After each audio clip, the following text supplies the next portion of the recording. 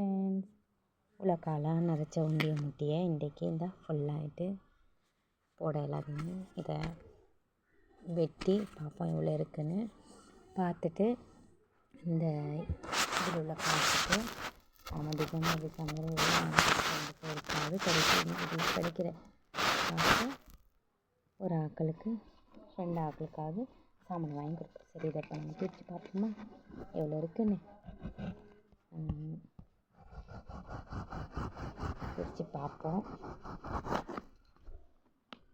நிறைய இதுக்கு விட வெட்டுனா அது உள்ளுக்குள்ள சில்லற காசு எல்லாத்தையும் வெட்டிட்டு போய்க்கிறோம்.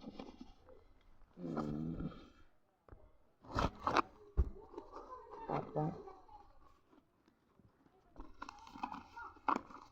எவ்வளோ இருக்குன்னு பார்ப்போம்.